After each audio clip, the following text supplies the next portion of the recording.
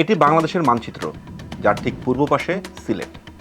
আপনি কি জানতেন আজকের সিলেট বাংলাদেশ নাকি ভারতের অংশ হবে তা নির্ধারণে অনুষ্ঠিত হয়েছিল গণভোট। সিলেটের মানুষ দাবি করেন দেশভাগের সময় বাই চয়েস তারা বাংলাদেশের অংশ হয়েছিল।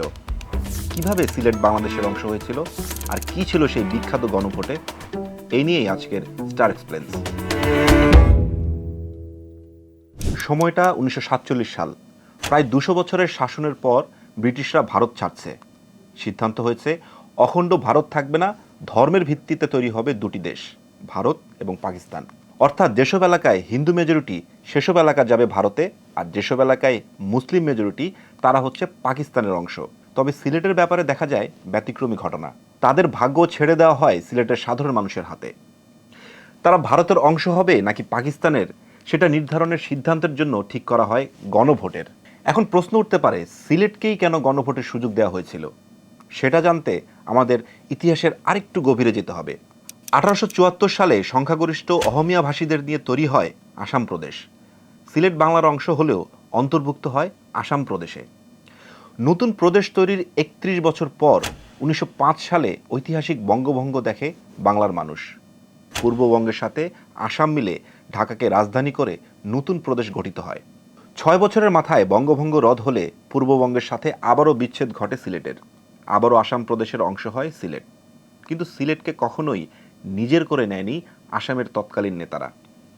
আসাম ছিল মূলত হিন্দু সংখ্যাগরিষ্ঠ একটি প্রদেশ। অন্যদিকে আসামের সিলেট জেলা ছিল বাঙালি এবং মুসলিম সংখ্যাগরিষ্ঠ। সিলেটের হিন্দু নেতারা চাইতেন আসামে তাদের একক আধিপত্য থাকুক। 1946 সালে আসামের তৎকালীন মুখ্যমন্ত্রী গোপীনাথ বরদলৈলি সরাসরি বলে দেন তারা সিলেটকে পূর্ববঙ্গের কাছে হস্তান্তর করতে চান। ওদিকে সিলেটকে ধরে রাখার ব্যাপারে আসামের এ অনিচ্ছাকে কাজে লাগিয়ে সিলেটকে আবারও পুরোপুরিভাবে পাকিস্তানের অংশ করতে কাজ শুরু করে মুসলিম লীগ। এর অংশ হিসাবে 1946 সালের মার্চে সিলেট সফর করেন মোহাম্মদ আলী জিন্নাহ। তৈরি হতে থাকে রাজনৈতিক উত্তেজনা। দিল্লির কংগ্রেস চাইছে যত বেশি সীমানা তাদের হাতে থাকুক। ফলে সিলেটের সীমানা নির্ধারণে দ্বিধার মাঝে পড়ে যায় ব্রিটিশ সরকার। 1947 সালের 6 এবং 7 জুলাই সিলেটে গণভোটের আয়োজনের চূড়ান্ত সিদ্ধান্ত ঠিক করেন ব্রিটিশ ভাইসরয় লর্ড মাউন্টব্যাটেন। ঘোষণা দেন সিলেটে গণভোটের ফলাফলের ভিত্তিতেই নির্ধারিত হবে সিলেট আসামের অংশ থেকে ভারতের অংশ হবে নাকি পূর্ববঙ্গের অংশ হয়ে পাকিস্তানভুক্ত হবে। গণভোটের পরিচালনার জন্য এইচ.সি. স্টককে কমিশনার নিযুক্ত করা হয়।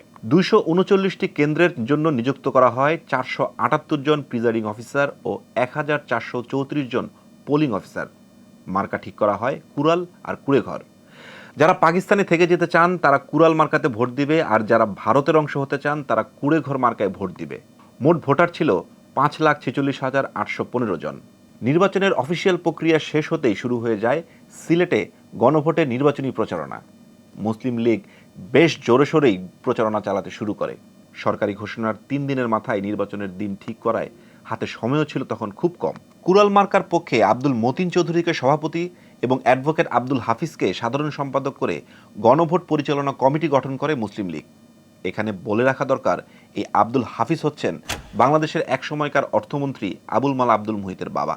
কলকাতা থেকে 500-র মতো কর্মী নিয়ে মুসলিম লীগের হয়ে প্রচারণা চালাতে সিলেটে আসেন শেখ মুজিবুর রহমান।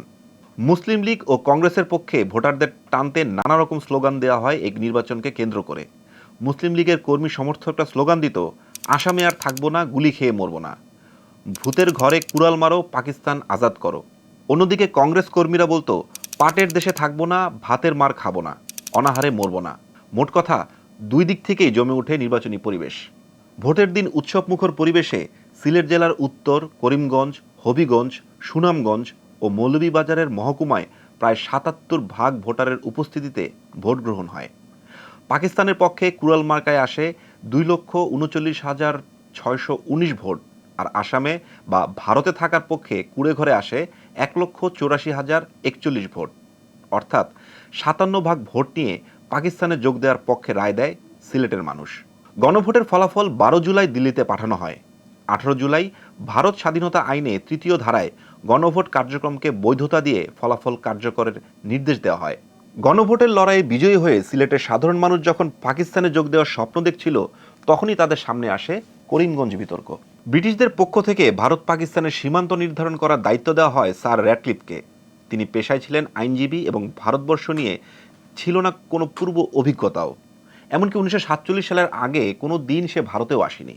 1947 সালের 12ই অগস্ট প্রকাশ করা হয় রেডক্লিফ লাইন, অর্থাৎ ভারত পাকিস্তান সীমান্ত রেখা। রেডক্লিফ লাইনে সিলেটের করিমগঞ্জকে ফেলা হয় ভারতের সীমানায়, অর্থাৎ গণভোটে পাকিস্তানের পক্ষে রায় দিলেও এলাকাটি আজও শ্রীভূমি নামে ভারতের অংশ। তবে করিমগঞ্জ ব্যতীত সিলেটের বাকি এলাকা গণভোটের রায় অনুসারে তৎকালীন পাকিস্তান বা আজকের বাংলাদেশের অংশ।